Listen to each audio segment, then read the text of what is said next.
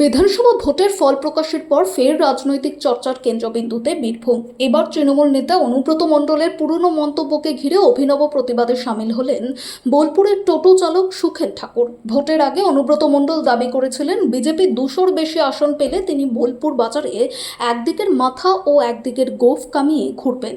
ফল প্রকাশের পর সেই মন্তব্যকে সামনে রেখেই সুখেন নিজের টোটোতে অনুব্রতর একদিকের মাথা ও গোঁফ কামানো ব্যঙ্গচিত্র লাগিয়ে শহর জুড়ে ঘুরতে শুরু করেছেন। সুখেন ঠাকুরের বক্তব্য, মানুষের সামনে কথা দিয়েছিলেন কিন্তু তা রাখেননি, তাই এই ব্যঙ্গচিত্রের মাধ্যমে প্রতিবাদ জানাচ্ছি। তার দাবি, রাজনৈতিক ও সামাজিক নানা ইস্যুতে এর আগেও তিনি ব্যঙ্গচিত্র তৈরি করেছেন এবং এখনো পর্যন্ত 420টিরও বেশি ব্যঙ্গচিত্র টোটোতে প্রদর্শন করেছেন।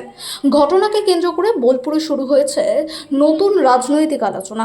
এটা হচ্ছে, আপনারা জানেন যে ভোটের আগে 2026-এ ভোটের আগে উনি একটা প্রতিশ্রুতি দিয়েছিলেন, মানে সাংবাদিকদের সামনে বলেছিলেন যে বিজেপি 200 পার করলে পরে আমি একদিকের গোপ এবং একদিকের চুল ন্যাড়া করে গোটা বাজার ঘুরব। তা সেইটা ভোটের পর বিজেপি ব্যাপকভাবে ক্ষমতায় এসছে, কিন্তু ভোটের পরে ওনাকে আর দেখতে পাওয়া যাচ্ছে না। তা আম পাবলিক চাইছেন যে উনি কোথায় আছেন, উনি যে প্রতিশ্রুতিটা দিয়েছিলেন সে প্রতিশ্রুতিটা যেন আমাদেরকে একবার দেখান, এটাই বার্তা দেওয়ার জন্য আমি এইটাকে বানিয়েছি। মুখোমুখি হচ্ছেন না, হ্যাঁ, সেই জন্যই তো ওনাকে তো এখন খুঁজে পাওয়া যাচ্ছে না।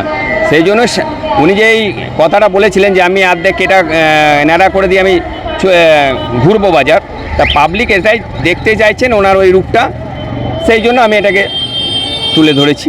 পরবর্তীতে কি এরকম আরও কিছু থাকবে? হ্যাঁ, যদি উনি আরও অনেক কিছু, আমি তো এর আগে অনেক কিছু করেছি, আপনারা জানবেন আমি প্রথম থেকেই করে আসছি। এটা আমার নাই করে অনেকগুলো হয়ে গেল, 220টা মতন আমার ব্যানার, 420টা ব্যানার আমার টোটাল আজ পর্যন্ত 420টা ব্যানার আমি করেছি, ঠিক আছে। তার মধ্যে প্রত্যেকটাই আমার প্রতিবাদের ব্যানার ছিল, ঠিক আছে। আর এটা ভোটের যে উনি প্রতিশ্রুতিটা দিয়েছিলেন সেই প্রতিশ্রুতি অনুযায়ী আমি এটাকে বানিয়েছি। আপনার নাম আর পরিচয়? আমার নাম সুকেশ চক্রবর্তী, সবাই ঠাকুর বলে চেনে, ঠিক আছে।